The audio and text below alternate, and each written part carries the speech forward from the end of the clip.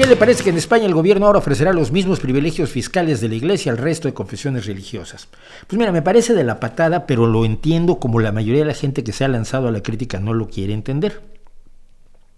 Verás, las ventajas que tiene la religión católica en España están consagradas constitucionalmente en leyes y en un instrumento de derecho internacional que es el concordato que se firmó con el Vaticano, que tiene rango de ley internacional, es un tratado entre países y por lo tanto es supraconstitucional. Todos los tratados que firma un país con otros países o con organismos multinacionales tienen rasgos supraconstitucionales en todos los países, O sea, la ley internacional es superior a la ley nacional, como las leyes nacionales son superiores a las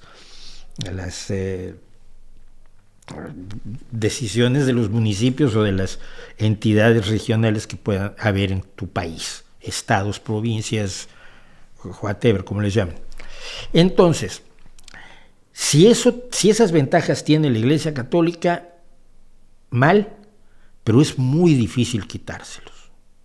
Ojalá se pudiera, ojalá y se den las condiciones necesarias para que se pueda suspender estas ventajas de la Iglesia Católica, pero en la medida en que las tiene, es injusto que no las tengan los demás. ¿Sí? Ese es el problema, que es justo que esos beneficios los tengan los budistas, los judíos, los musulmanes, etcétera, y al mismo tiempo es injusto que los tenga cualquiera de ellos. Entonces habría que buscar, sí, hay que buscar, y no digo yo que haya que buscar, es que el Partido Socialista ha buscado de muchas formas deshacerse de la Iglesia, pero tenemos varios problemas que la gente no quiere ver.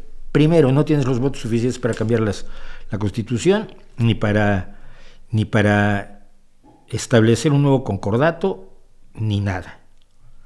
Es decir, el Partido Socialista está gobernando con el límite de votos para no entregar el poder a la derecha.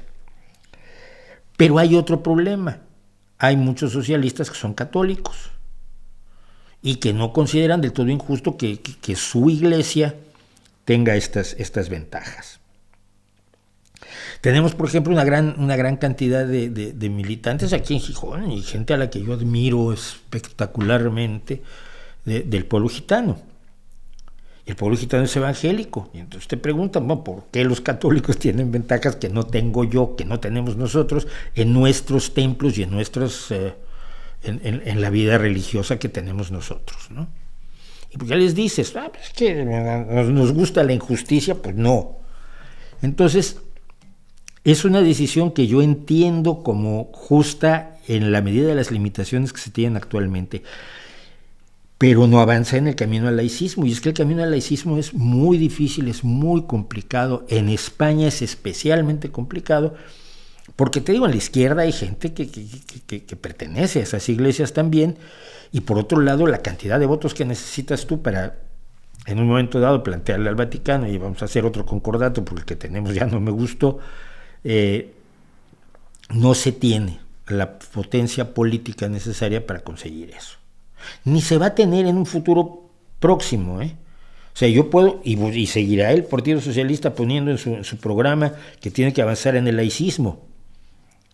Pero si no lo puede hacer, si no tiene los votos, si cada vez que pasa algo se forma otro nuevo grupo de izquierda que se lleve el 15% de los votos, y va a tener con ese número de votos mucho menos diputados que si esos votos fueran para el PSOE, que tendría muchos más diputados, y tiene el sabotaje de la propia izquierda, de la izquierda que se considera la izquierda del PSOE, pues no se va a conseguir avanzar en eso, ni en muchas otras cosas. Cuando tú presentas las cosas ante un parlamento, ante un congreso, ante un grupo de diputados o de senadores, lo que decide son los votos. Y si la Constitución establece que se necesita una mayoría calificada, no sé si de 3/5 partes o de 2/3 partes, para hacer ciertos cambios, y no tienes esos votos, ya puedes tener las mejores intenciones del mundo, que te las comes en la cena con patatas. Y eso es lo que la gente muchas veces no quiere entender.